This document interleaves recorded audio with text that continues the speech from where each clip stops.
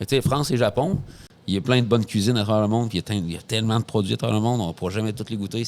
Puis chaque place qu'on va, c'est magique à chaque fois, mais ces deux cuisines-là, je les trouve vraiment agréables parce qu'il y a de la technique. Bonjour, je suis Pascal. Et je suis Aymeric. On est dans le jus, le podcast hebdomadaire qui explore le monde passionnant de la restauration au Québec. Loin des clichés de la télé-réalité, à chaque épisode, nous recevons une ou un invité. Elle ou il nous partage son histoire, sa passion, ses coups de blues. Allez, c'est parti, on est dans le jus. Cet épisode a été réalisé grâce à notre partenariat avec Collabor. Alors, Collabor, c'est un distributeur alimentaire québécois créé il y a plus de 60 ans qui comprend Noref, les Serres Mathurin et la marque Menu. Si vous voulez plus d'infos, n'hésitez pas à nous demander et vous avez un lien sur notre site internet. Merci donc Collabor de nous faire confiance et de nous permettre de continuer à faire ce que l'on aime. La gastronomie québécoise est fière de sa coolitude. Et même dans certains restaurants chics, les cuisiniers sont en t-shirt, casquette flashy, vissée sur la tête. On revendique fièrement notre différence, notre séparatisme de la culture et des normes de la restauration française. Mais notre invité va à l'inverse de cette tendance. Dans sa superbe cuisine ouverte, la toque est de rigueur et même le tour de cou y a fait un retour fracassant. On y célèbre Bocuse, les techniques françaises classiques et les imposants plateaux de fromage au milieu de la salle. Pour autant, les produits sont québécois, l'atmosphère est loin d'être guindée, les brigades sont jeunes et passionnées. Et bien évidemment, la bouffe est délicieuse. Il y a 2 ans, Pascal et moi avons découvert ce resto de Québec qui reste étonnamment un peu en dehors des listes médiatiques. Ça a été immédiatement un très gros coup de cœur pour le lieu, la bouffe, mais surtout pour le staff. On est vraiment très très heureux d'accueillir le chef propriétaire. Aujourd'hui, c'est Charles qui est dans le jus. Ah, tu vas le faire foirer si tu continues comme ça. C'est une très belle introduction. Alors Charles, bonjour déjà. Allô. Salut Charles. Comment vas-tu ? Grosse soirée hier. Gros week-end. Gros Oui, week-end. parce que tu t'es mis une pression énorme, comme souvent. Tu as fait un menu spécial Paul Bocuse, les 100 ans. Tout à fait. C'était un rêve qu'on chérissait beaucoup à pouvoir faire cette démarche. Puis ça a été compliqué. Ça a été un gros exercice qui a été extrêmement compliqué. Alors, Pourquoi c'est c'était compliqué? Très bonne question. Très bonne question. Je sens que tu voulais la poser. Ouais, mais on est connecté. C'est comment faire connaître le monsieur, comment... on ne connaît pas, le monsieur, moi je ne l'ai jamais rencontré, mais comment on l'a découvert dans notre recherche. On en a parlé avec notre personnel. Qu'est-ce qu'on fait pour faire connaître le monsieur? L'âme de Bocuse, ça a été un exercice qui a été très compliqué, selon moi. Parce que la cuisine est actuelle, mais Bocuse, c'est une vieille cuisine. Mais maintenant, Bocuse, c'est moderne. Il y a eu plusieurs générations qui ont passé par là. Est-ce qu'on peut prendre des moules? Non, on ne peut pas prendre des moules. Est-ce qu'on peut utiliser la technologie, des cuissons sous vide? Mais non, on ne peut pas. C'est de la vieille cuisine. Ça a été des débats constructifs. Ça a été un exercice qui a été extrêmement compliqué pour la brigade. Alors, tu as fait des recherches. Comment vous avez fait vos recherches? J'ai vu hier une serveuse ou une manager, je ne sais pas son rôle, mais je sais qu'elle a fait partie des recherches. Elle me disait, moi j'ai cherché sur Internet. Donc je suppose que tu as dit à plusieurs personnes de faire des recherches et de vous revoir à table et de parler. Faire connaître le monsieur, c'est quelque chose, mais il faut parler du monsieur qu'on ne connaît pas. Donc, d'où il vient, qu'est-ce qu'il a fait, pourquoi on ferait un hommage à ce monsieur, je pense que dans notre société, tout le monde le connaît de loin, mais qu'est-ce qu'il nous a apporté dans notre industrie? Ben, il y a beaucoup de choses. Alors, Et puis il n'y a pas beaucoup de monde qui a goûté sa cuisine. Ben non. Non, tout à fait. C'est ça, Moi, le premier. Il y a beaucoup de monde, mais par rapport à tous ceux qui le connaissent, c'est dérisoire. C'est une vieille cuisine, mais d'actualité, je trouve. Il y a beaucoup de saveurs, beaucoup de richesses. Fallait qu'on fasse ça avant le printemps parce qu'il y a beaucoup trop de beurre et de crème dans cette cuisine. C'est pas très léger, fait que je pense que c'était important de faire ça dans un temps hivernal. Nous, il nous inspire beaucoup. En fait, c'est que quand on va à l'école, on apprend des techniques, le geste, on apprend, c'est un métier de main qu'on fait. Puis le concept, c'est que les jeunes qui sortent de l'école, ben, ils apprennent une méthode, une façon de faire, mais cette façon de faire-là est enseignée par des professeurs qui ont eux-mêmes appris quelque part. Puis quand on remonte le fil du temps, ben, lui a imposé beaucoup de choses qui nous a laissé en legs dans notre industrie, dans notre cuisine. Fait que je pense que c'est important de le communiquer puis de le passer aux autres. Donc c'est ça qui représente pour toi, Monsieur Paul? Beaucoup de gestes, l'écoute d'une cuisine, la concentration, les bruits dans une cuisine, comprendre on en est rendu où, les odeurs. Je pense que c'est important. Et même, tu sais, cuisine ouverte, là. Tu sais, c'est cuisine ouverte. Avant Monsieur Paul, il y en avait pas. Et sans Monsieur Paul, peut-être qu'il y en aurait jamais eu, là, parce que c'est lui qui a fait sortir le cuisinier de sa cuisine, qu'il a un peu starifié, là, qu'il a mis sur le devant de la scène. Et puis, les cuisines ouvertes, c'est exactement ça.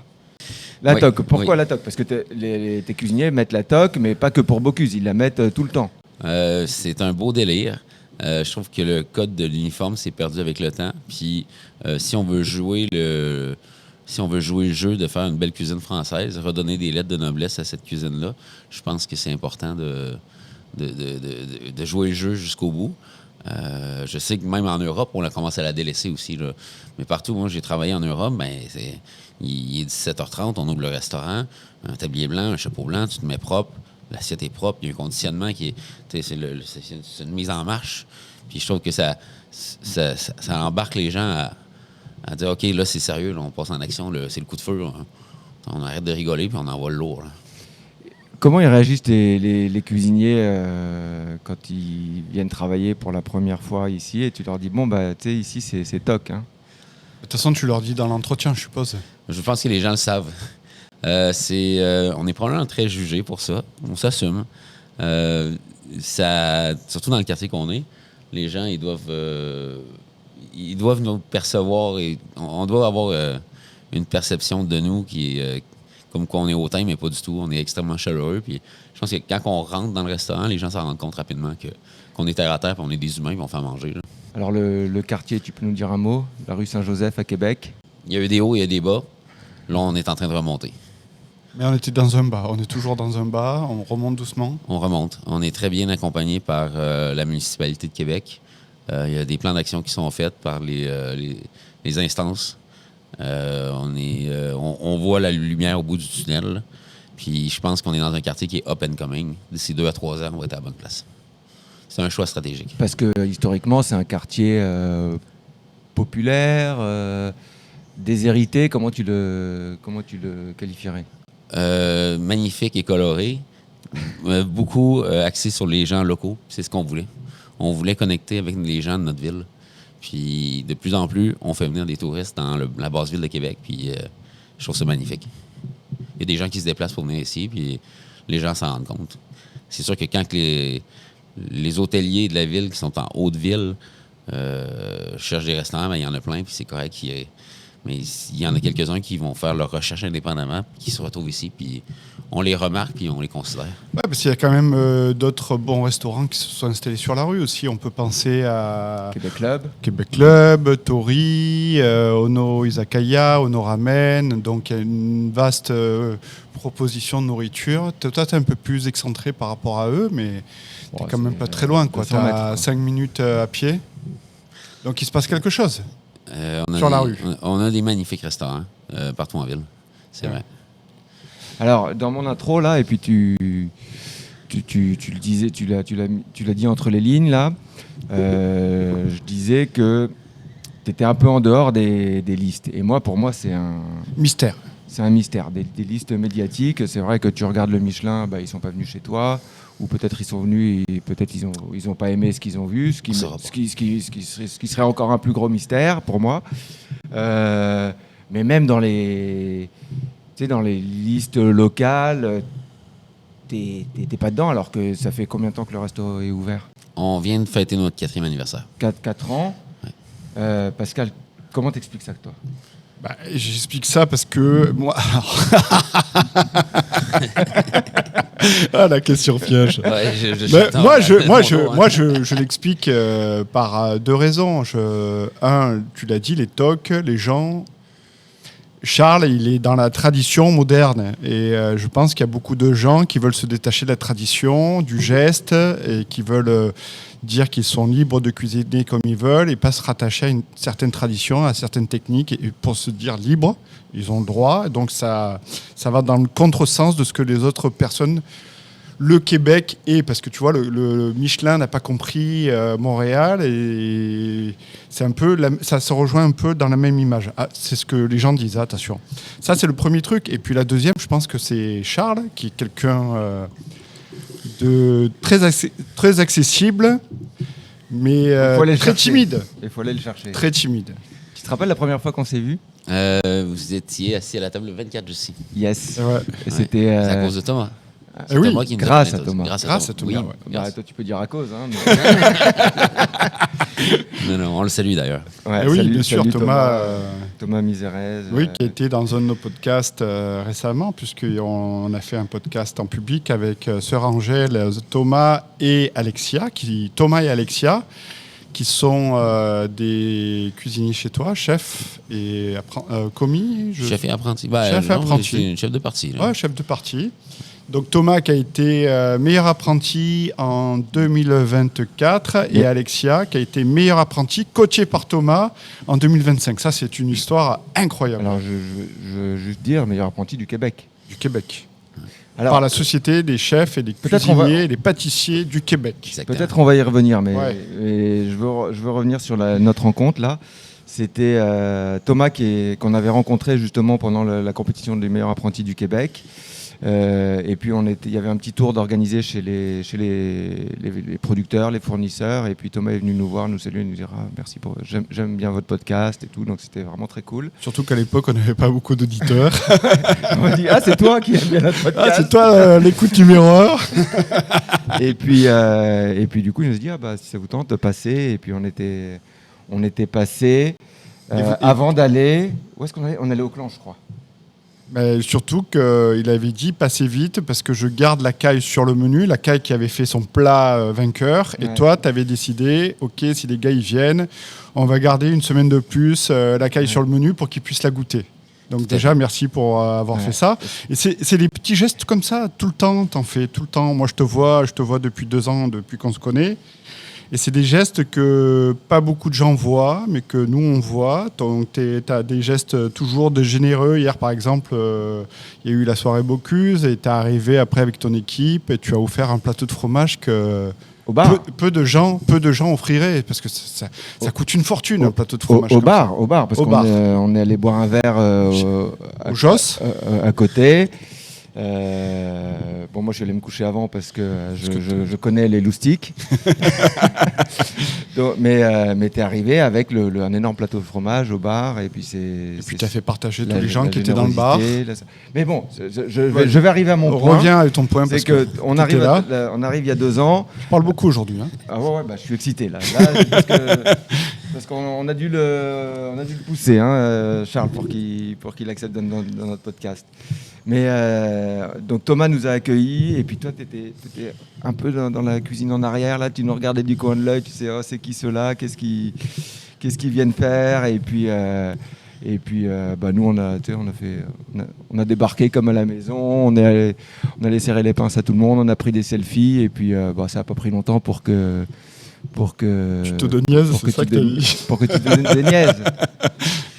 Ouais, je pense que c'est important de recevoir les gens correctement. La nourriture, c'est fait pour être partagée. Quand il y a des grandes rencontres, il faut prendre le temps de partager. Je pense que c'est dans cet esprit-là qu'on s'est rencontrés. Puis depuis ce temps-là, je trouve ça magnifique. Là. Mais alors, ma vraie question là, Oui. c'est toi, tu es un peu introverti, un petit peu timide. Pourquoi tu as décidé de faire une cuisine ouverte monumentale, imposante, qui est magnifique, avec de l'inox partout, et puis pour vraiment mettre en valeur les cuisiniers? Si toi, tu es un petit peu réservé là, est-ce que c'était pour te forcer? Est-ce que c'était un pied de nez? Est-ce que tu avais juste envie? Le restaurant, on l'a dessiné pendant plusieurs années. Je dis on, c'est pas mal moins, là, mais On a fait les travaux ici, puis il y a eu beaucoup d'ajustements. Mhm. On voulait une cuisine ouverte dès le départ. Pourquoi? Contrôler ce qu'on voit en salle. Aider notre équipe de service, les soutenir. On est en action, on travaille en collaboration. On est 2 départements, mais on est une équipe. Puis, le personnel de service fait son travail, la cuisine fait son travail. Mais quand on est au pass de cuisine, on peut se lever à la table. On est capable de remarquer si le client a du plaisir ou pas. On est capable de voir s'il manque d'eau sur table ou pas. On est capable de vérifier si l'accord a été mis sur table. La table est marquée. On peut dresser les plats, on peut saucer, on peut y aller. Et tu n'avais pas peur de ce côté où tu te confrontais au client quelque part? Pas du tout, on s'assume très bien là-dedans. En fait, c'est pour donner un contrôle à la cuisine.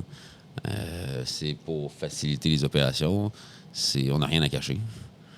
On a fait les travaux pendant la pandémie. On a notarié l'immeuble avant la pandémie. La pandémie est arrivée, on a mis le projet sur la glace en se disant « Oh mon Dieu, qu'est-ce qu'on vient de faire? » C'est à peu près ça qui s'est passé. Après ça, on a ouvert le restaurant. On a fait les constructions pendant les fermetures. On a ouvert le restaurant à la suite de la réouverture. Puis le concept, c'est que on se demandait où notre restauration va aller se placer, comment on allait organiser notre truc. Il y a des sections dans le restaurant, mais ça, c'est les sections. Il y a une table dans le coin là-bas, il y a un salon privé, il y a une section bar derrière. Mais ça vient de... C'est un legs de François Legault, là. Des bulles. 8 places. Il y a un 6 à 8 places là, il y a un 10 personnes là. Puis là, tout le monde, si on met des tables à 2 mètres, OK, on est capable de mettre 3-4 tables en salle à manger. Fait que là, on est capable d'isoler des groupes. Parce qu'on se demandait si on allait sortir de ça. Mais il fallait ajuster notre plan d'affaires. Puis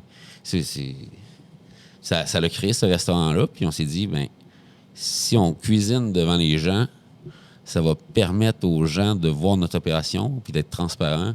Puis ça va peut-être rassurer une clientèle qui va revenir manger au restaurant. Parce qu'à ce moment-là, on se disait que personne n'allait retourner au restaurant.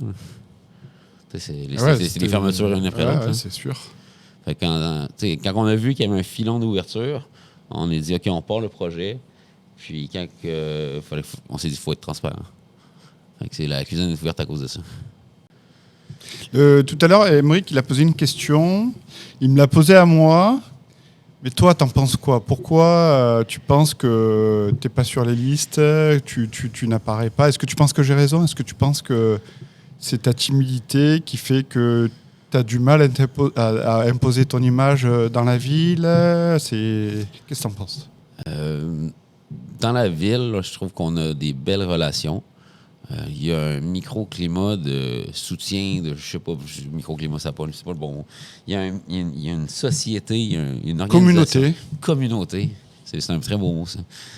De restaurateurs qui se soutiennent les uns les autres, qui s'entraident. Puis je trouve ça exceptionnel parce que il y a beaucoup de respect. La question, hein. Si, il a raison. Mais attention, en plus, il a raison. De toute façon, tu as raison. Oui. Parce que c'est ça qui explique le nombre d'étoiles aussi. Il y a une très belle communauté à Montréal et qui fait qu'ils se tiennent tous et que ça fait que il y a une belle synergie avec Québec, le maire, avec Québec, pardon. À Québec. Alors continue alors. Mais on s'entraide là. C'est pas, je suis pas en train de voler vos clients. On fait tous des trucs différents puis on s'entraide. Nous, quand on a ouvert notre projet, on n'a pas fait de publicité. On n'en a pas parlé à personne. On a démarré le projet. Puis aujourd'hui, est-ce que c'est une erreur? Je sais pas. Est-ce qu'on ferait la même chose? Je sais pas. Il faudrait que j'en parle avec ma conjointe. Mais. Donc, tu vas nous dire que tu n'en as jamais parlé avec ta conjointe? Non, mais on sait déjà. Non, au contraire.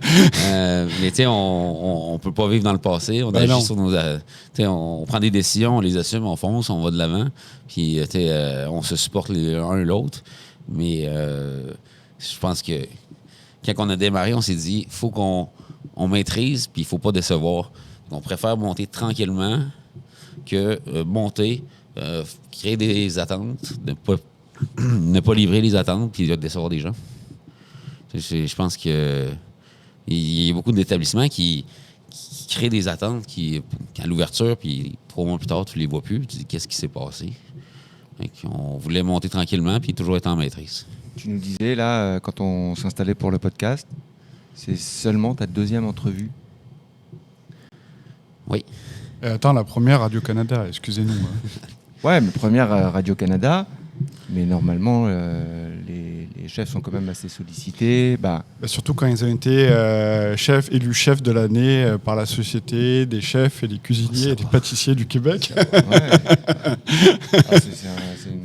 Oui, et puis tu as eu 2 apprentis coup sur coup qui ont gagné le titre de meilleur apprenti et de la meilleure apprentie du Québec. Tu as été nominé parmi les finalistes l'année dernière au Laurier pour meilleur chef de l'année.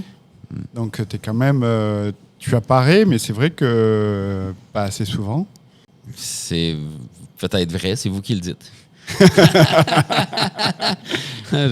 Non, mais je pense que, tu sais, à la base, on fait quoi? On cuisine.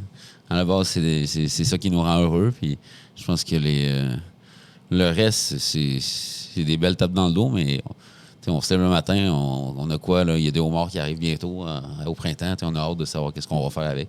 Je pense que c'est important de rester soi-même. Puis on cuisine beaucoup, puis c'est la passion qui nous rend envie. Là. Ouais, mais la passion, c'est bien, mais si tu n'as pas de clients pour remplir ton resto... La sauce commence à prendre. Je pense qu'il faut être très patient. Quand on a ouvert le restaurant, j'étais persuadé que ça serait facile. J'ai compris qu'il fallait être patient rapidement. Puis, mais c'est très difficile parce que nous, on est un restaurant indépendant. On est autofinancé. Il n'y a personne derrière nous là-dedans. Là. Ça, c'est la difficulté. Là. Par rapport aux chaînes, par rapport dans l'industrie, là, des regroupements. Là. Quand tu es seul, c'est plus compliqué. Qu'est-ce que tu as trouvé le plus compliqué dans ces 4 ans d'ouverture? Même 5 ans en comptant la préparation? C'est une bonne question. C'est une très bonne question. Ça coûte très cher. Ça coûte très cher, puis il faut savoir calculer. Puis je suis très, très chanceux d'être bien épaulé par ma conjointe qui gère bien les choses parce que si on n'est pas bien entouré, ça peut vite déraper. Et, je pense que c'est important de pouvoir bien calculer les choses, prévoir. Puis encore aujourd'hui, c'est pas facile. Là.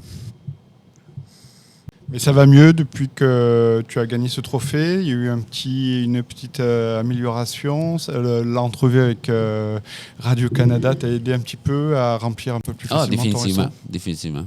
Ça amène beaucoup de gens. On l'a senti. On a senti un vent de nouveau, une nouvelle clientèle qui est venue, qui revient. C'est magnifique. Là, les gens ils partent d'ici très heureux. Puis, l'objectif, nous, c'est de les restaurer. L'objectif, nous, c'est de marquer des émotions. Je pense que c'est là qu'on s'en va. Là. Ah oui. Alors, comme je disais, et comme on disait même avec Aymeric, toi, tu prends beaucoup de temps pour transmettre ton savoir à tes cuisiniers, maintenant chefs, d'où 2 trophées. Même les étudiants des écoles de cuisine. Tu es très impliqué dans plusieurs associations. Il faut. C'est notre devoir. Ouais, on est obligé. Quand les gens viennent travailler dans un établissement, il faut être conscient qu'ils sont pas signés à vie. Là. Les gens, ils sont de passage. Combien de temps? On ne sait pas. Mais c'est à nous de les garder et de les former. Puis une fois qu'ils sont formés, c'est à eux de poursuivre leur carrière puis d'aller ailleurs pour former d'autres personnes. Alors ça, c'est une différence par rapport à Bocuse. C'est ce que je lui disais hier soir.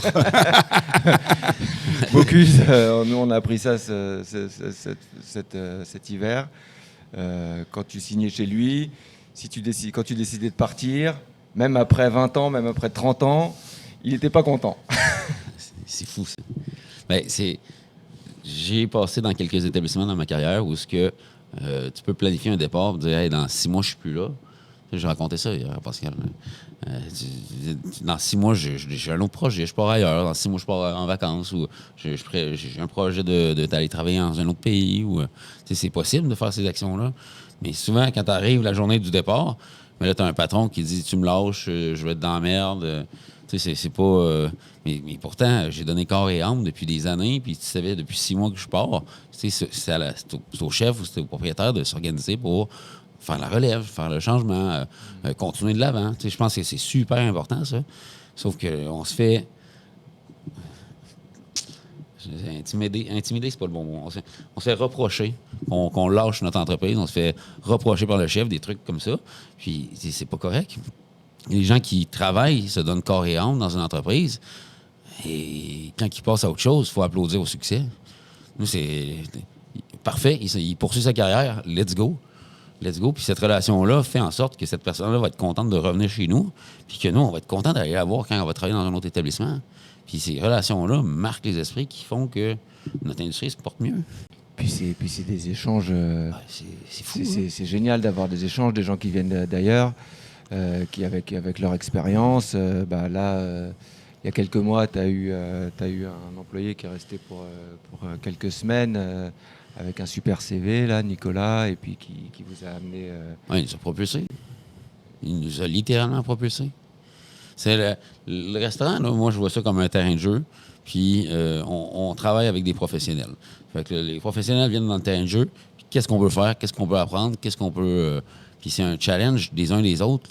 Quand on est au 101, les menus, c'est pas moi qui les écris. C'est notre travail d'équipe. C'est ensemble. Qu'est-ce que ça nous tente de faire? Qu'est-ce qu'on ne maîtrise pas? Qu'est-ce que tu veux apprendre? Puis, en fonction de ça, moi, j'épaule la direction. Je fais des side quests. Qu'est-ce qu'on a besoin? Parfait. Ben non, c'est pas la saison. OK, parfait. Il y a tel poisson qui arrive bientôt. OK, les pêches reprennent. OK, les glaces fondent. OK, on va pouvoir avoir de l'oursin dans pas long. OK, moi, je leur mets ça dans la tête. Ça les intéresse. Go, on y va. Ça n'intéresse pas, on passe à autre chose. Mais l'objectif, c'est de passer le geste, les élever à comprendre. Année après année, c'est les mêmes saisons qui reviennent. Là. Les mêmes produits. Mais c'est qu'est-ce que le cuisinier ne maîtrise pas. Ben, c'est là qu'il faut aller travailler là-dessus. Il y a un paquet d'affaires.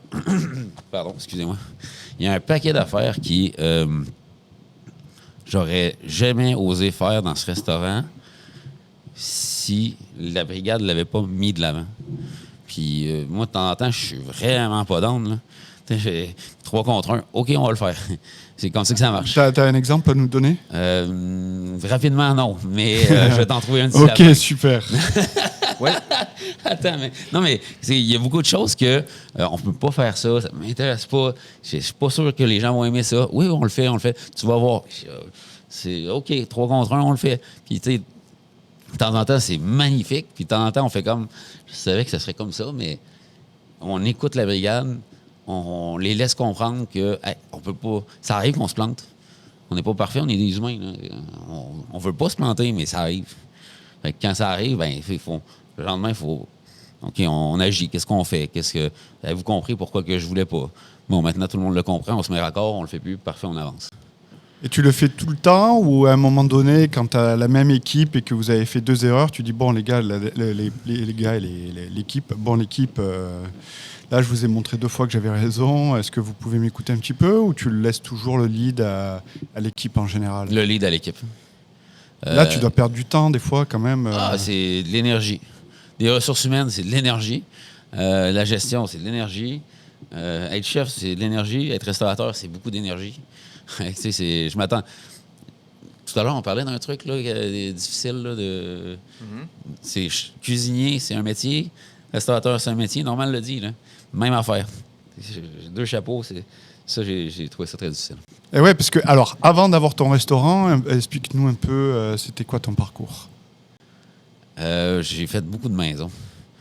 Le parcours a vraiment débloqué quand je me suis retrouvé à ouvrir un restaurant à l'Université Laval. Ça a débloqué beaucoup de choses. Il y a combien d'années à peu près? 2016 peut-être. OK, donc il y a 10 ans. 2017. OK, une dizaine d'années. Ouais, je revenais de France. OK. En fait, j'ai commencé un petit peu au Saint-Amour. J'ai été switché au Boulet pour l'ouverture. J'ai rencontré Arnaud, une aventure magnifique. Un être exceptionnel. Arnaud Marchand? Oui, magnifique. Puis lui, il est venu à un moment où ça allait un peu moins bien dans ma vie. Il dit, il faut que tu partes en voyage. Tu as besoin de te changer d'idée. Lui a fait les démarches, puis il m'a débloqué des portes en France. Ah, super. Ouais, il m'a envoyé aux IRL, à Courchevel. Puis, je suis arrivé là, je dis, c'est des malades ici. C'est Palace, là, prestations de Palace, cuisine de Palace. Puis, la toque. Oui, la toque. C'est des brigades de 45 cuisiniers, puis chacun pour soi. Fait que ça a été un choc culturel. Même si tu es en France et tu parles français, il y a une culture différente. C'était un choc culturel au milieu de travail.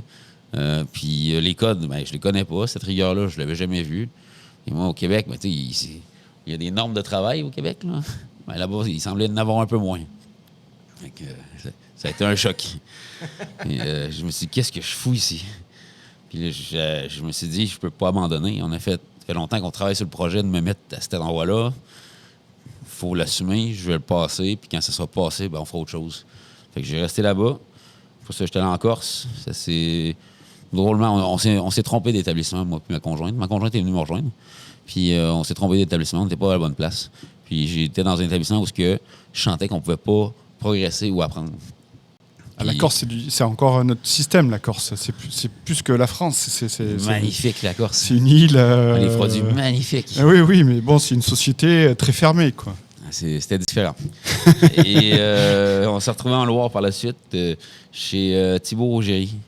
Puis c'est un grand chef. Il venait de gagner le Bocuse d'Or. Il venait de s'installer à Summer. Là. On s'est retrouvés là parce qu'on avait des amis à nous qui travaillaient là-bas. Puis ils ont dit, il y a un poste si vous voulez venir. Fait que ma conjointe a pris le chapeauté en service. Moi, j'ai pris un poste de chef de parti là-bas. Puis je savais pas à qui je travaillais. Là. Un chef, c'est un chef. Là. Il venait de gagner le Bocuse d'Or. J'avais aucune idée c'était quoi la statue. J'avais aucune idée c'était quoi cette compétition-là. Puis avec du recul, je regrette de ne pas m'avoir intéressé davantage à ça. Parce que j'étais encore en apprentissage. Mais cette personne-là m'a éveillé beaucoup sur la cuisine, sur le mode de réflexion, le pourquoi. Il nous faisait faire des exercices, des devoirs. Chaque semaine, un cuisinier présente un plat à la brigade. C'est magnifique. Ça, je rêve de faire ça ici. On n'est pas encore là, mais on s'en vient là. Avec un thème ou genre non. libre? Libre. Tu commandes ce que tu veux. La semaine prochaine, c'est toi qui présentes. Et tu sais, moi, la première fois, j'ai présenté un plat la première fois. Puis la première question, c'est quel est l'intitulé du plat? Je comprends pas, là. Qu'est-ce qui se passe?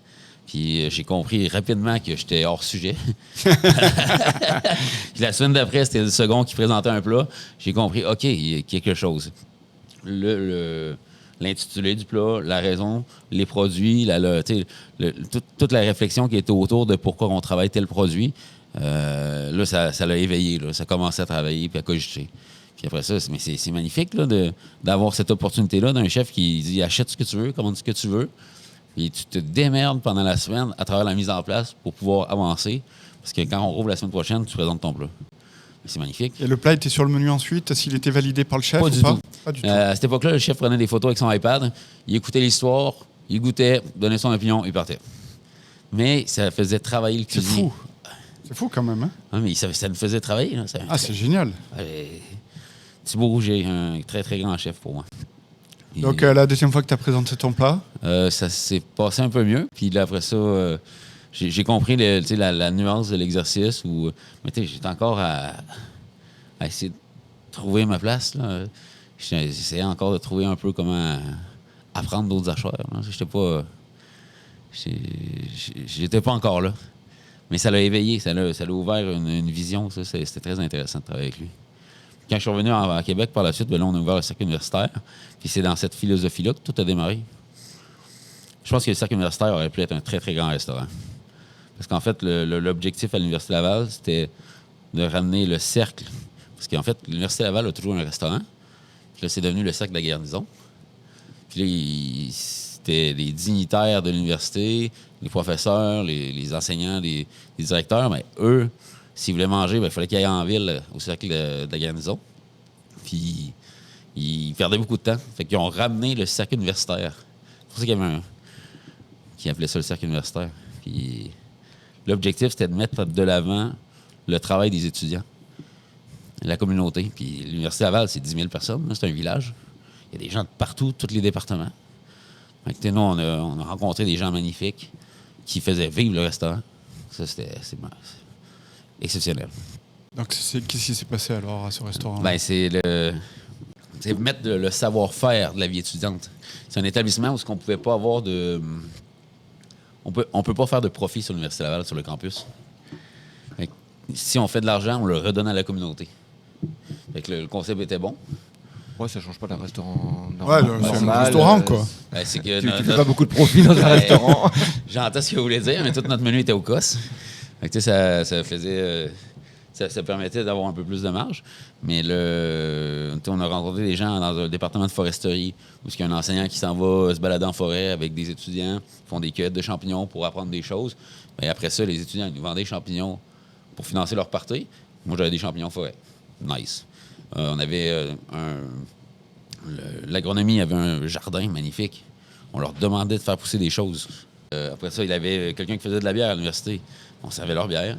Il y avait des gens qui apprenaient à jouer avec les bactéries, faire des fromages, des ferments lactiques. Ah, parfait, on va acheter leur fromage. Fait que, eux travaillaient à peaufiner des trucs. Nous, on les vendait. Fait que, à travers ça, on rencontrait des gens, on apprenait à comprendre comment les choses étaient faites. Puis, ça permettait de faire rouler une économie étudiante. OK, et alors, qu'est-ce qui s'est passé? Après ça, on est venu me chercher pour aller faire le G7 à Charlevoix.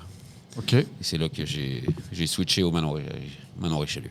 Manoir Richelieu, c'est le Fairmount, hein? Oui, exactement.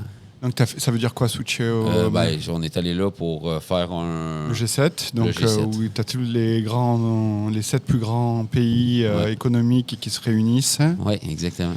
Et après, tu es resté là-bas? J'ai fait 1 an. J'ai fait une bonne année.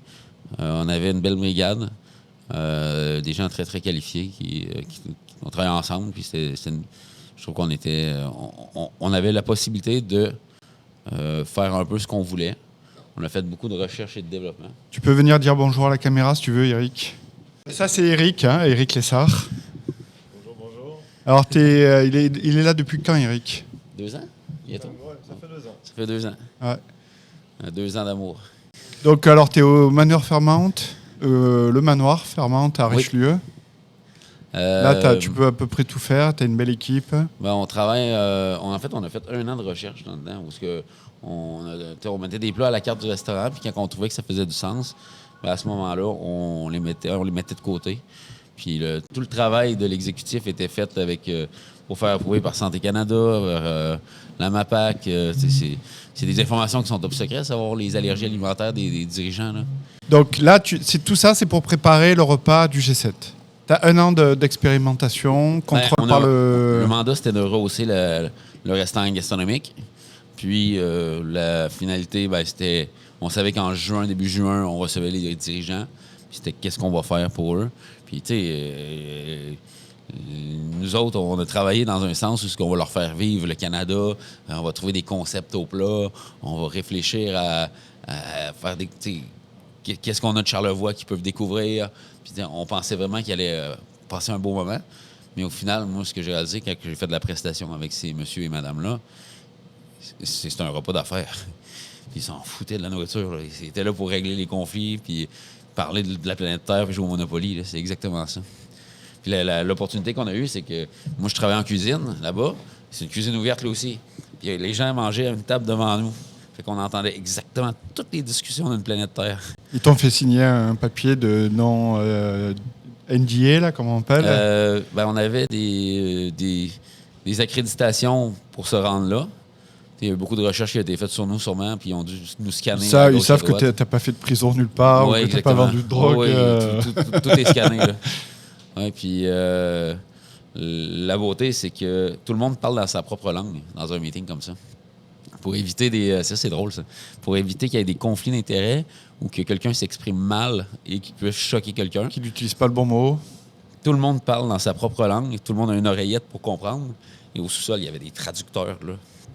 Il y a du monde qui traduit en instantané. Donc là, tu nourris les leaders ou tu nourris toute l'équipe? Juste les leaders. Moi, j'ai fait... Il y avait plusieurs événements. C'est un week-end. C'est une zone de guerre où il y a plusieurs stations. Il faut qu'ils déjeunent, il faut qu'ils dînent, il faut qu'ils soupent. Il y a des meetings avec ce qu'on appelle les Sherpas, qui sont les ministres des Affaires étrangères. Il y a un paquet de monde dans ce regroupement-là. Puis il y avait comme plusieurs stations, mais comme on est en zone de guerre, il faut se positionner. Donc moi, ils m'ont envoyé à 6-7 heures le matin au chalet où le souper a lieu à 18 heures. Tu es en position, t'attends. Et tu bouges pas, là? Tu bouges pas. Donc, tu dormais sur place, sûrement? Non, mais le matin, je me suis présenté, puis... en 12 heures, tu bouges pas? T'es en position. Même plus que ça. Ouais. Nous, on en a fait un de repas d'État. On sait qu'il y a un goûteur. Il y avait un goûteur, là aussi? Oui, il y avait, en fait... Et un MAPAC. C'est pas vraiment un goûteur, c'est un inspecteur MAPAC sur place. Sur place, non, pas MAPAC, c'est du fédéral. il vient du fédéral. Tout à fait. Il y avait Ah ouais. Canada puis il y avait États-Unis. Donc, ouais. les deux, là, Ouais. carrément. Oui, ben, c'est quand le président américain est sur place, il y a 3 personnes les plus importantes de la planète Terre. C'est le président américain, la reine d'Angleterre, puis c'était le pape. Ces 3 personnes-là sont le Donc niveau de là, t'en sécurité avais le qu'un plus- quand même sur les 3. Ouais, mais ça reste que c'est le niveau de sécurité maximal. Puis en fait, on te reste 10 assiettes au hasard à chacun des services. Les deux, un après l'autre. Sur le premier service, Fédéral Canada dit cette assiette-là, on la retire. Ils partent en échantillon. Deuxième service, c'est monsieur États-Unis qui dit cette assiette-là, au hasard, on la prend, elle part en échantillon. Ça, c'est au cas où quelqu'un est malade après. Ouais, Ils pour font des retracer. études pour voir où Pour c'est tout qu'il y a un retracer. problème. Ouais, exactement. C'était quel président des Il États-Unis? y avait Trudeau, Donald sûrement. Trump, Justin Trudeau, Emmanuel Macron, Shinzo Abe, qui est le japonais, Angela Merkel, l'allemande. Quand même. C'était Theresa May qui était en Angleterre. Il manque l'italien, je ne me rappelle jamais de son nom. C'est pas grave. OK, c'est pas grave. Non, c'est pas grave. Mais Donc, la beauté, c'est que tout le monde parle dans sa langue. Mais français, ben moi, je comprends Justin et Emmanuel. En anglais, je comprends ce que Theresa et Donald Trump disent.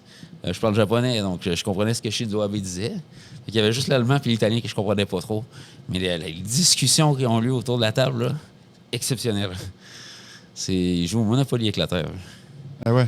Ah, ça Ouais. doit être une sacrée belle expérience quand même.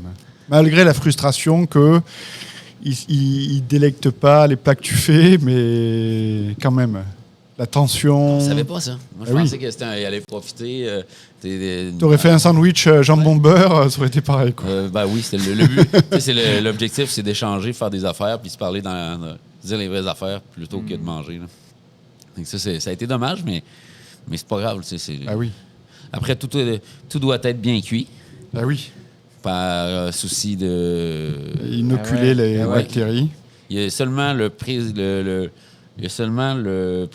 ou le premier ministre de l'État local qui peut ajuster ses cuissons parce qu'il est chez lui. Wow. Justin Trudeau, mais Justin Trudeau, lui, il a Lui, dit... il mange tout cuit, lui. Ouais, ben non, en fait, il a dit, moi, j'y vais comme tout le monde. C'est Ok. par principe de respect. Il dit, dérangez pas la cuisson pour moi. Il Ok. est dans le feu, ouais. Mais tu te rappelles quand on était. Il changeait toutes les 5 minutes le plat. C'était pour une. Trudeau, une Macron. pétoncle. Pour une pétoncle, et c'était Marc-André Jeté qui cuisinait. Et il avait négocié, parce qu'au début, il disait oui, la pétoncle, elle doit être cuite à, je sais plus, 60 degrés. 72 degrés et tout. Et puis lui, il avait négocié de baisser de quelques degrés parce que lui, il disait non, mais on peut la faire à 62, ce serait pas mal. Et puis il avait négocié degré par degré pour pouvoir avoir un truc. Ouais, mais ils étaient que correct. 2, là. Ils étaient pas 7. Ouais, c'est ça. C'est Ouais, fou, donc hein. Non, mais c'est ça, c'était plus facile. Donc là, t'as fait ça. T'as retient quoi de cette expérience? T'étais avec ton épouse aussi, ta compagne? Non, là, à ce moment-là, elle était sur Québec. Moi, j'étais sur Charlevoix. Ok, Je revenais chaque week-end. ok. Mais j'en retiens quoi? Ben, c'est magnifique comme expérience. On a fait l'été par la suite. J'ai rencontré des producteurs magnifiques. On a découvert une région avec des produits magnifiques. On travaille encore en collaboration avec ces gens-là. Là. C'est marquant, ça reste.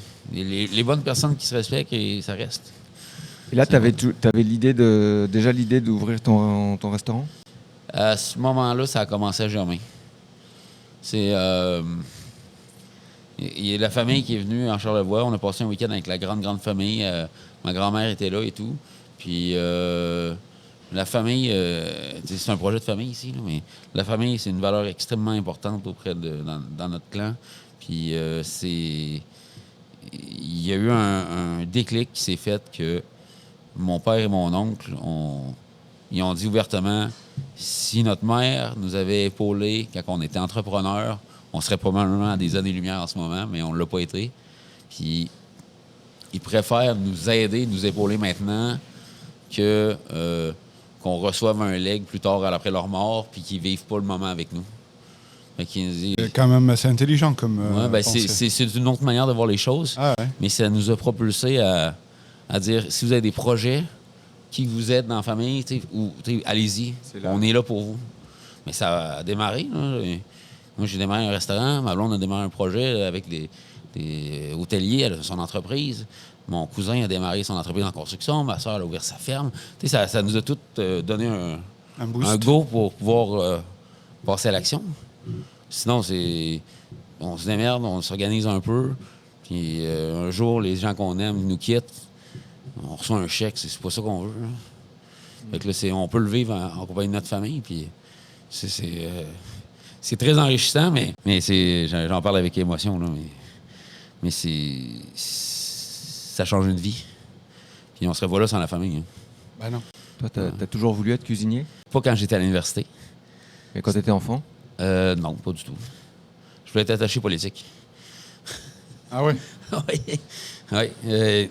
J'ai fait des études en communication à l'Université Laval. Je voulais être attaché politique. J'aimais beaucoup la politique. Puis, c'est un projet de traiteur qui a démarré pendant qu'on était à l'Université Laval. Il fallait bâtir une entreprise. Puis, on a fait un week-end avec un traiteur. On a pris des photos avec une gang de chums pour un projet. On a fait à manger des photos de nourriture, on s'est habillé en chef. Et là, on voulait juste que le projet soit beau pour avoir une bonne note à l'école. Fait qu'on a comme mis des photos de ça, puis on a montré un plan d'affaires sur papier.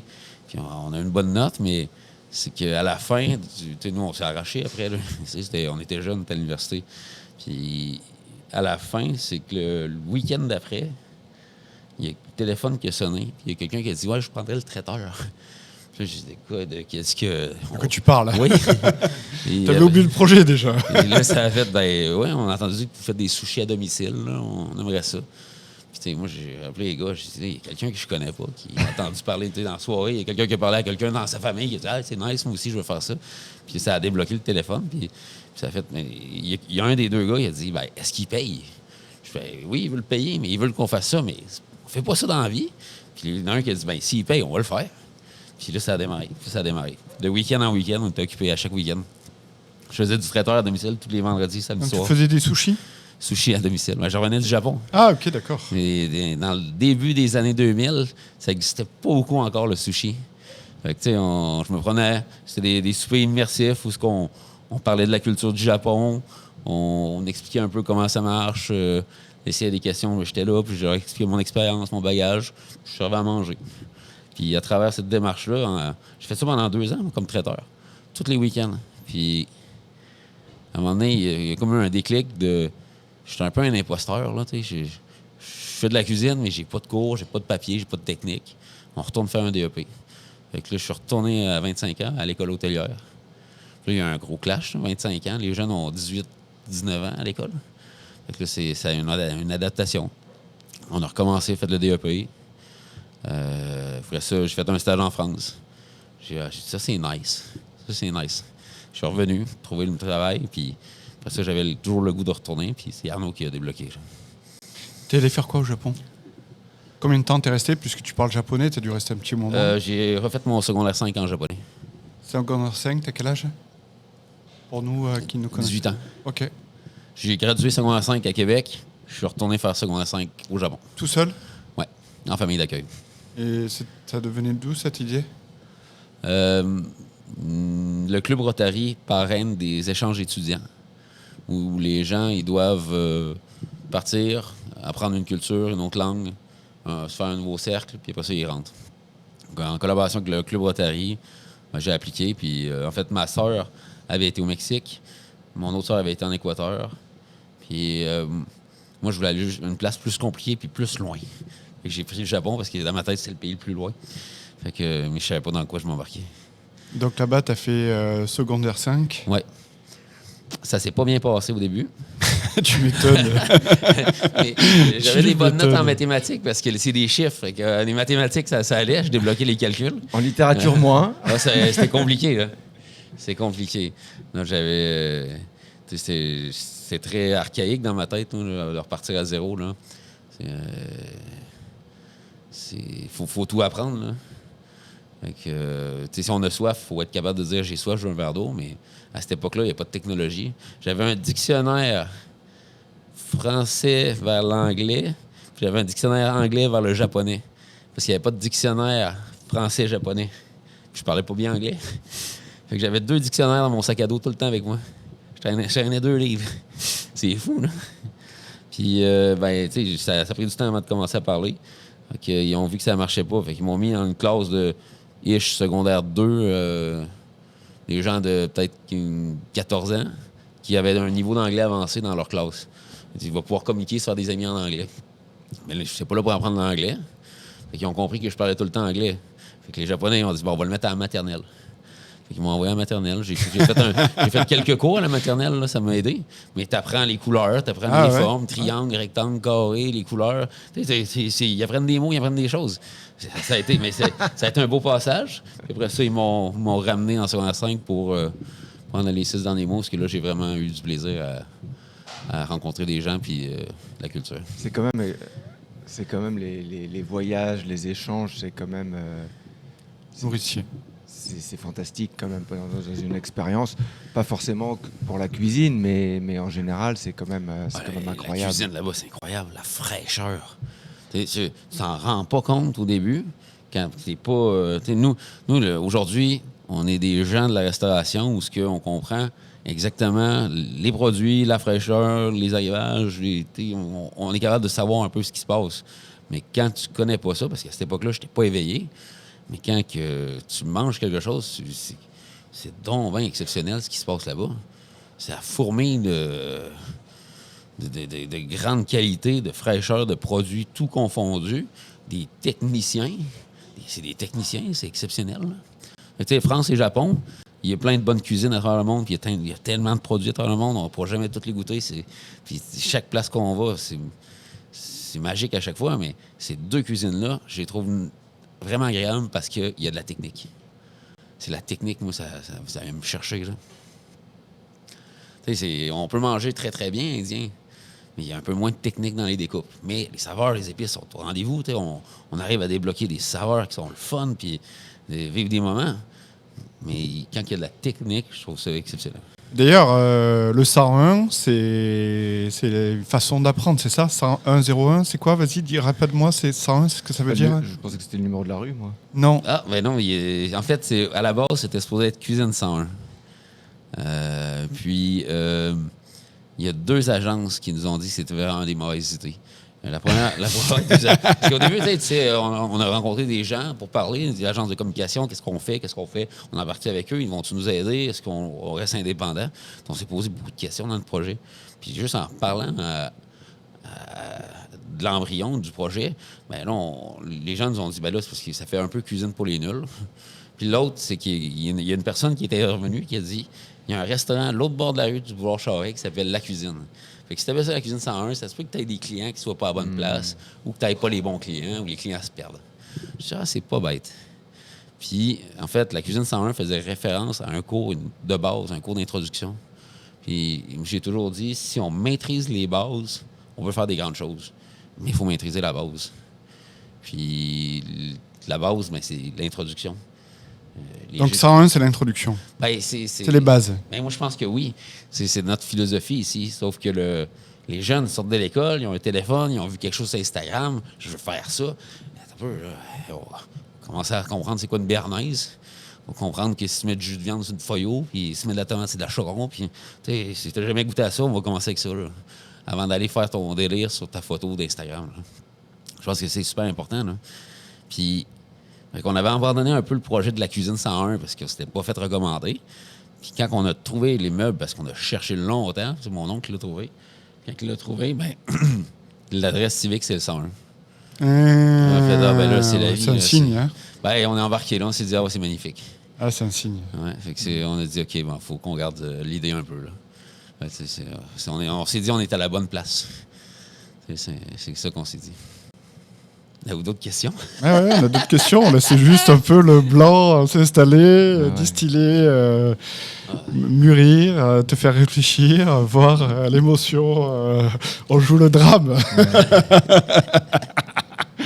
Et t'as vu, dès qu'on a parlé un peu de cuisine, de technique et tout, tu t'es complètement ouvert là.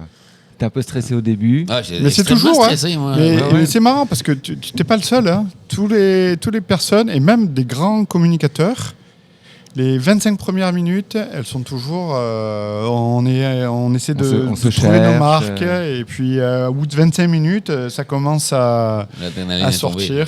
Ouais. Et puis, parce qu'on trouve le sujet aussi. On essaie de faire les présentations au début. Même nous, on essaie de trouver le rythme. Et puis d'un coup, il y a quelque chose qui se passe.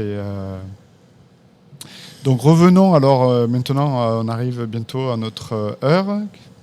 Revenons sur tes deux... ça te va si on revient sur les apprentis, Émeric ? Mais c'est pas que ça me va, c'est que c'est Fondamental. c'est fondamental. Parce que déjà, il faut souligner que avoir un apprenti élu, c'est bien. En avoir deux, c'est incroyable. Et le truc extraordinaire, c'est d'en avoir un la première année et que la deuxième année, ce soit celui qui a gagné la première année qui coche la deuxième année quand même. Donc je résume pour que ce soit plus clair. Ouais. 2024, Thomas Miseret gagne. 2025, Alexia Salabert gagne, coaché par Thomas Miseret. Ouais. On parle du concours du meilleur apprenti De la SCCPQ, c'est très très long. Alors la Société des chefs, des cuisiniers et des pâtissiers du Québec. Tout à fait. Un concours capital parce que ça permet de pousser les jeunes dans des retranchements, de se mettre en condition de concours. Tu as déjà fait des concours, toi ? J'ai essayé, j'ai jamais été pris. C'est comme ça. J'ai fait San Pellegrino à l'époque que c'était pas connu. Ah ouais? Je me suis retrouvé à Toronto. OK. Puis ils faisaient des bouchées de notre plat. Nous, tout le monde faisait son plat. Puis il y avait des gens d'une cuisine qui étaient à côté qui interprétaient ton plat en canapé, qui envoyaient en salle à manger. Puis là, il y avait plein de monde qui était en cocktail dînatoire, il y avait un jury et tout. Puis moi, j'étais accompagné d'un chef de l'école hôtelière. Puis on était sûr lui, il était sûr qu'on allait gagner. On était sûr, il dit, c'est parfait, il dit, tout est correct. On y va, on s'en va en Californie, t'as réglé ça, ton plat est magnifique. Puis moi, j'ai été le dernier candidat à venir devant les gens pour expliquer au micro. Ça, c'est dur. Hein. C'est parce que le problème, c'est que, je parle pas très bien anglais. Puis, palais est saturé. quand je suis le dernier à passer, les gens en salle qui étaient en cocktail dînatoire, ils commençaient à être un peu arrachés. Ah ben oui. Donc, moi, j'ai pris le micro, je disais, hey, arrêtez de parler, c'est à mon tour. Puis, ça a fait un froid majeur dans la salle. C'est là, mon prof, il me dit, non, c'est fini. Tu viens de flinguer ton billet pour la Californie, là. Donc, j'étais un peu froid avec les gens pour justement expliquer ce que je voulais faire. J'étais fier de mon travail. Mais au final, il aurait fallu que je laisse ça aller. Puis, mais sinon, j'ai pas. C'est pas le problème, ça c'est pas un problème récurrent, ça, Charles? C'est-à-dire? Je sais pas, je pose une question. La timidité, d'un coup, te fait sortir, te fait parler, te fait dire quelque chose et impulsivement, peut-être. Ah non, pas du tout. Je suis à l'aise devant les gens. Là. Super. J'ai du plaisir. Il faut partager. La nourriture, c'est faite pour partager, rencontrer des gens et il faut être confortable avec ça. Alors, revenons sur les apprentis. Oui. Donc, Émeric, tu trouves pas ça extraordinaire, toi? Ben oui, c'est génial. Mais pour un concours comme ça, un concours, ça se prépare. Ouais. Tu peux pas arriver, débarquer et puis avec ton seul talent ou tes seules connaissances gagner le concours. C'est un autre métier. Les concours, vois, c'est un autre aspect. Et tu vois, là, on a pas mal discuté avec Thomas quand il a gagné en 2024. Son plat, c'était autour de la caille. Bon, toi, tu as mis la caille au menu pendant combien? 3 mois? Ouais, pendant le temps qu'il avait besoin pour se Et pratiquer. puis, tu lui as dit, toutes les cailles, c'est toi qui les désosses. Ouais. Donc, il a fait 1 millier de cailles. Et donc, il nous expliquait qu'au début, il mettait 12 minutes, après 10 minutes, et puis après, il le faisait en 1 minute 30. Puis après, il était plus vite que moi. Ben oui. Ah C'est oui. magnifique. Moi, je leur laisse beaucoup de place pour qu'ils deviennent bons. Puis lui, il a compris la dynamique, il a sauté dessus. Mais un restaurant, c'est fait pour s'amuser. C'est un laboratoire. Fait que les gens qui s'investissent, ils sont les bienvenus. Moi, s'ils ont un projet, on t'épaule, let's go, on y va. Il faut propulser les gens. Puis la cuisine aujourd'hui, le restaurant est fermé. La cuisine est libre. Là. Il n'y a rien. Là. Si quelqu'un veut venir s'amuser, il peut. Là. C'est l'objectif. Si tu as une création, tu as un projet, tu veux lancer une fermentation, je vais passer ici, je vais lancer. Parfait. Il y a des gens qui passent par moments, sporadiquement, pour démarrer des projets. Mais c'est beau là, d'avoir cette opportunité-là. Moi, dans le restaurant, dans ma carrière, si tu vas travailler dans telle maison, tu rentres à telle heure, tu pars à telle heure, fini. Tu n'as pas d'affaires ici, sinon. Si tu n'es pas dans ces heures ouvrables-là de ton travail, tu n'as pas d'affaires ici au restaurant. Mais au contraire, je pense qu'il faut ouvrir les portes pour leur dire qu'est-ce que ça te tente de faire, qu'est-ce que tu veux aller. Puis Thomas, lui, a compris là-dessus, il a sauté là-dessus, il s'est mis de l'avant, puis C'est parce qu'il fallait les vendre, les cailles. Moi, je les achète. Tu sais, j'ai finance. Fait que, tu sais, c'est transforme. Et si tu te plantes la gueule, c'est pas grave. On va faire autre chose. On va trouver un plan B. On va t'accompagner. Mais tu sais, commence. Puis à un moment donné, ça se peaufine. Ça se place.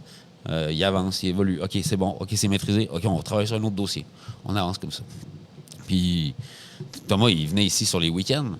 Il venait se pratiquer. Il venait faire de la technique. Il venait prendre l'avance. Mais tu sais, en même temps, ça désengorge la mise en place. Parce que nous, on le vend le soir. Mais sauf que c'est important de mettre en application le geste, de le maîtriser. Et Thomas a fait la même chose avec Alexia. Il l'a propulsé, il se rencontrait ici le week-end. Bon, on est rendu où? La semaine prochaine, on fait une compétition, tout contre moi. On fait la même mise en place. Essaye de me suivre. Et Thomas est embarqué avec elle. Tous les deux étaient sur le poisson. Thomas, il était en retard. Moi, je suis en avance, mes poissons sont levés. Tes poissons sont pas levés. Let's go, rattrape-moi.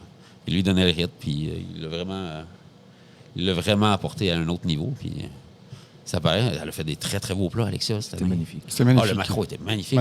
Une histoire, une réflexion. Tu sais, un produit de Gaspésie qui n'existe plus. La pérennité des produits parce qu'on les a surpêchés. C'est une huile de charbon qui représentait la pollution dans la mer parce qu'on n'entretient pas les eaux. C'était pas juste je fais à manger. Il y a une histoire derrière avec une réflexion, un chemin. Ça, c'est magnifique. Tu sais, ce qui était beau, là, c'est quand l'annonce des résultats a eu lieu pour Alexia. Je crois que Thomas, il était encore plus content qu'Alexia et il était encore plus content que pour sa propre victoire. Ah, ça se peut, ça. C'est sûr. C'était beau à voir. C'était beau à voir. D'ailleurs, il nous a dit récemment qu'il était plus stressé pour Alexia qu'il avait été pour lui-même. Ce qui est normal, parce qu'il il est dans l'observation, il n'est pas dans l'action. Ouais. Mais c'est magnifique, cette passation, là. Mais à quel moment, comment est venue l'idée? C'est lui qui a dit moi, j'aimerais coacher Alexia si elle est OK, ou c'est toi qui lui as dit écoute, ça serait cool? Elle avait déjà commencé ses démarches auprès de l'école hôtelière pour appliquer dans ce concours-là. Ça l'intéressait. Puis on a vu son dossier, puis OK, on a regardé, puis on lui a posé quelques questions. Puis Alexia, elle a dit OK. Puis là, je dis on va faire les choses autrement. On va t'amener à ce niveau-là, puis est-ce que tu vas embarquer avec nous? Elle a dit oui. C'est ce qui l'intéressait. Puis là, il a dit OK, mais si on va là, c'est pour gagner. C'est un concours, il faut que tu gagnes. Il faut que tu pousses dans. Elle a dit oui, OK, parfait. Puis là, c'est parti comme ça. Mais il y a eu cette rencontre-là où on prenait un café en ville, puis on a regardé son dossier, puis c'est OK, tu veux vraiment le faire? OK, bien là, attache ta dessus, c'est parti. Là. Ce concours, Pascal, s'il y a des jeunes qui nous écoutent, il faut le faire. Il faut vraiment le faire. Là. S'il y a des jeunes, mais je pense qu'on vient de montrer quelque chose, s'il y a des gens, des chefs, il faut qu'ils soient prêts à passer du temps, à former leurs apprentis pour qu'ils puissent se faire le concours dans de bonnes circonstances. Parce qu'on a vu des gens qui avaient du talent ce jour-là, cette année, en tout cas en 2025. Il y avait vraiment des gens qui avaient du talent, mais est-ce qu'ils ont été secondés correctement est-ce qu'ils ont été préparés correctement pour ce concours? Je ne suis pas sûr. Mais tu sais, c'est comme dans tous les concours. Hein. Même, tu parlais du Bocuse d'Or tantôt. Là, tu vois, il y a des gens qui n'ont pas les moyens, le temps nécessaire. Et puis, ça paraît dans un concours. C'est fondamental. Dans un concours, si tu n'es pas prêt, quoi. Ouais. T'es pas prêt psychologiquement. T'es pas prêt. On l'a vu au Bocuse d'Or, hein, tu t'entraînes avec un chrono, tu répètes en permanence, Nous, tu te rappelles, on était allé en décembre, on a vu Bocuse d'Or, équipe France, c'était du travail à la seconde. Ils étaient 4 dans une cuisine séparée à temps plein. Et c'était 3 mois avant le concours Europe, quoi. Ah oui. Ils se préparent pas pour l'Europe, ils se préparent pour 2027 en plus. C'est fou. Et ça prend ça. Ouais, ça prend beaucoup d'énergie, beaucoup d'argent. Donc, ce que je voulais dire, c'est que si vous êtes intéressé par ce concours, il faut le faire. SCCP, SCCPQ, vous allez sur le site, vous avez toutes les conditions. Je crois que c'est jusqu'à 25 ans que tu peux le faire. C'est 1 an après avoir fini l'école hôtelière. Ouais, mais il y a une limite d'âge. Il y a une limite d'âge. Et aussi, si vous ne trouvez pas la SCCPQ, écrivez-nous, on vous redirige vers la personne responsable. C'est un très bon concours, surtout que Et sœur Angèle qui est là pour soutenir. Et ça, c'était magnifique, de voir sœur Angèle qui circulait dans les cuisines. C'était magique, voir le visage qui s'éclairait des apprentis. C'était incroyable. Ouais, Moment incroyable. C'est des belles C'était rencontres. magnifique. C'est vraiment un beau concours, des belles rencontres. Et puis même si tu gagnes pas, le concours, Tu gagnes. c'est pas le plus. Oui, c'est important la Il faut victoire. y aller pour gagner. Mais il y a beaucoup de L'expérience choses, est magnifique. Il y a beaucoup de choses qui se passent à côté qui sont au moins aussi importantes. C'est M. Gaétan Tessier qui gère ça. Ouais, d'une main de maître, il se donne énormément lui aussi Tout à fait, pour c'est ce qui- organiser ça. Gaëtan, merci de passer autant de temps Et pour puis, ces jeunes. Puis Gaëtan, c'est comme Charles, hein, ça fait longtemps qu'on essaie de le coincer pour un Gaëtan, podcast. il est vite Mais tu vois, Charles, on comme l'a une eu. anguille. Comme une anguille. Charles, on l'a eu. Gaëtan, Tu vas voir, on va sortir les micros un on va jour. te coincer un jour. Donc, on arrive presque au terme de cette entrevue parce que je fais le montage et j'ai décidé d'éviter parce que j'ai des problèmes informatiques. Chaque fois que je télécharge un podcast, ça prend 3/4 d'heure avant d'avoir l'espace sur mon ordinateur. Donc, on a mis une limite de temps. Je voudrais revenir sur un sujet important, Charles, c'est l'immigration. Oui.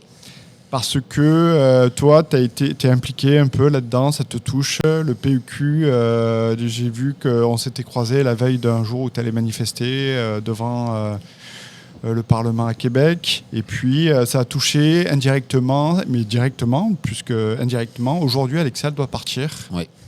Parce que sa partenaire de vie n'a pas été acceptée à continuer à être sur le territoire québécois. Tout à fait. Toi, est-ce que tu es à l'aise de parler de ça ou est-ce que c'est quelque chose qui te dérange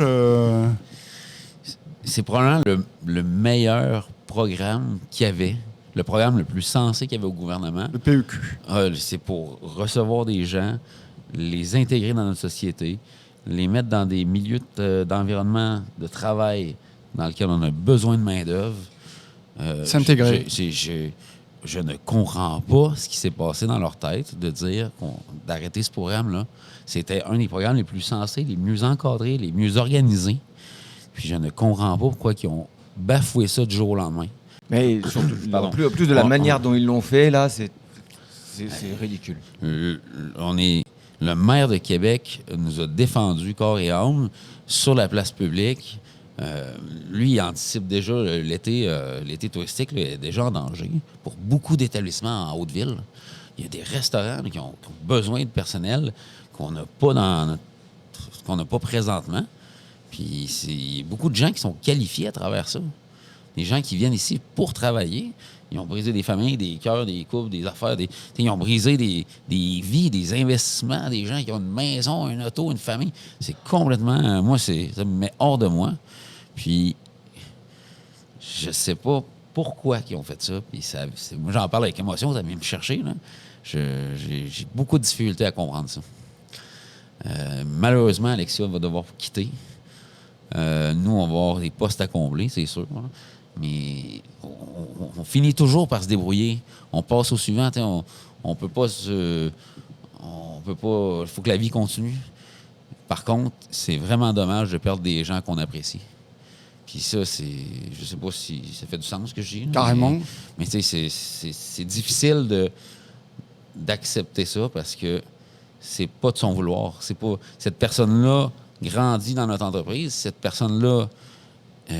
Vous avez passé beaucoup de temps pour l'intégrer, pour la former. Puis c'est des gens qui excellent, qui se donnent. Qui sont l'avenir, qui sont formés, il y a un besoin de cuisiniers formés dans l'industrie.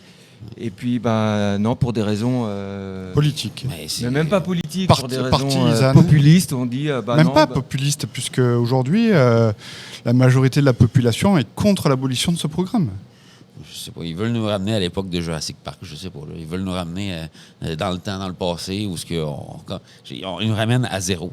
Moi, ça me fait capoter. Là.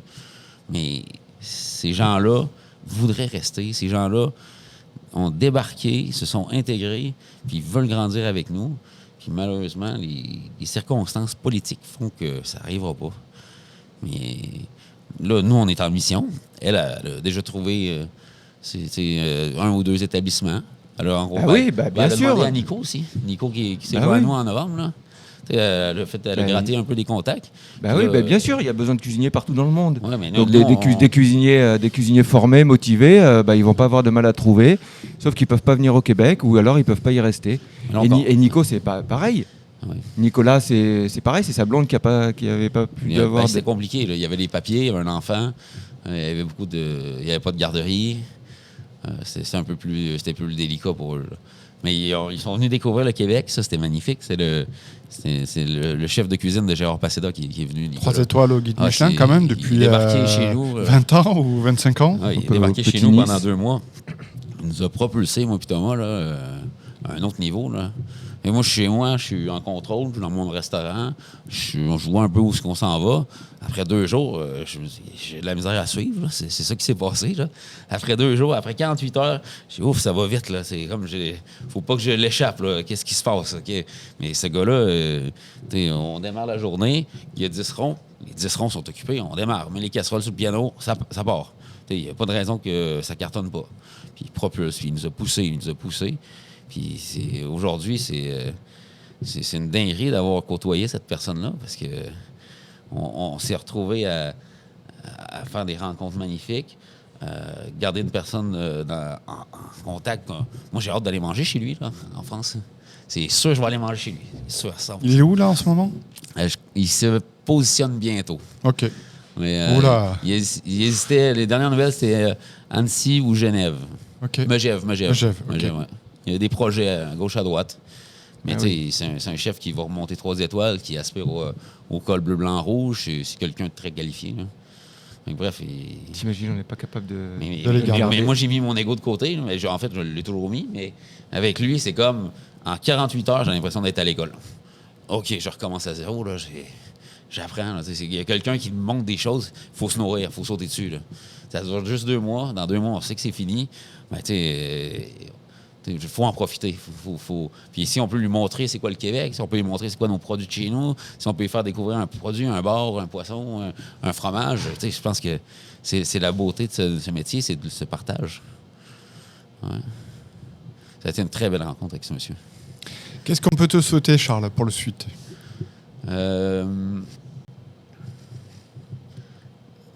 C'est fun. une bonne question.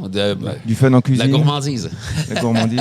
Ah, mais ça, on n'en doute pas qu'il y en a, mais La gourmandise. au niveau de ton restaurant, qu'est-ce qu'on peut te souhaiter? La pérennité. La pérennité, je pense que c'est important. Planifier l'avenir, c'est important. Je ne sais pas où ça va nous mener cette aventure, mais nous, on aime juste cuisiner, faire des belles affaires, puis s'amuser. Puis je pense que de rester terre à terre et humain, je pense que c'est les valeurs qui sont déjà bien ancrées. La santé pour tout le personnel qui travaille ici. Je pense que ça, on peut souhaiter ça. Ça peut être bon, ça. Et maintenant que tu as fait Bocuse, c'est quoi la prochaine soirée? Parce qu'il faut passer après Bocuse. Hein, On a des petits projets en tête. Ah, Ouais. attends, Emeric, toi, tu voulais proposer quelque chose à Charles, d'ailleurs, pour la soirée Bocuse qu'on propose? Ah bah oui, Charles, j'espère que tu vas... Alors, pour Pour- ceux qui pour les- pour- oui, pour ceux qui savent pas. qui sont pas au courant, 22 octobre 2026. Marquez ça à vos agendas. Marc, On viendra avec plus de détails bientôt, mais 22 octobre, la date est fixée. la date est fixée. On fait un gala pour les 100 ans de Paul Bocuse où on aura le grand honneur de recevoir Olivier Couvin, chef du restaurant L'auberge. de l'Auberge de Collonges, le restaurant mythique de Paul Bocuse, qui viendra avec une partie de son équipe. Vincent Leroux, directeur Vincent du Leroux, restaurant. Directeur. Et il fera un beau menu et il a proposé qu'il y ait quelques chefs locaux qui fassent le cocktail, qui fassent quelque chose de spectaculaire, de gourmand, dans cet esprit de partage et de fête qu'est la cuisine de Bocuse, mais qu'est ta cuisine aussi.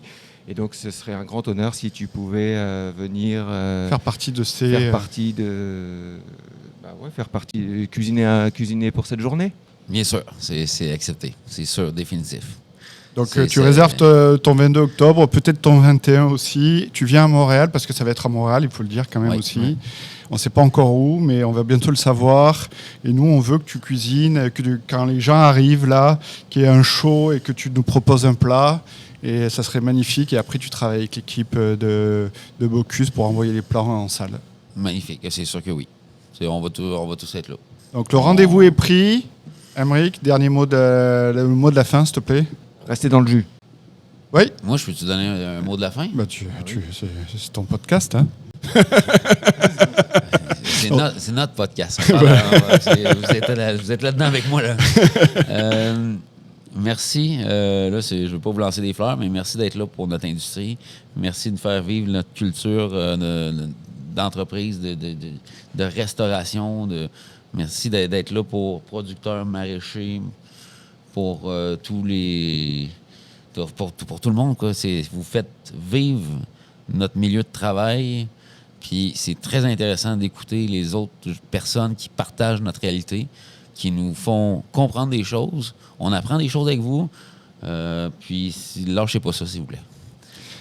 Message reçu. Ah, attention, il a autre chose à dire. Parce que là, on parle de coq à l'âne. C'est parce qu'il y avait une question là, avant de partir, savoir c'est quoi le prochain projet. Oui. Ah oui.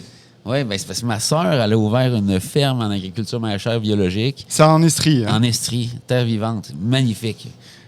Puis nous, on pensait, là, c'est un... Farm to table.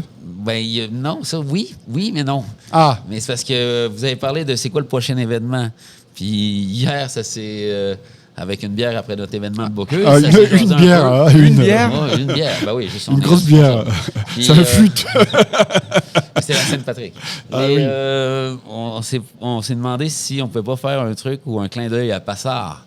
Parce qu'Alain Passard, c'est une belle maison, lui aussi. Puis il est beaucoup dans le végétal. Fait que là, on s'est dit, on pourrait peut-être voir avec ma soeur démarrer les produits de terre vivante puis en faire un menu tout végétarien. Ça pourrait être l'instant d'un week-end. C'est quelque chose qu'on a commencé à semer. On a semé une graine hier. OK. Ça, c'est en 2026 ou 2027?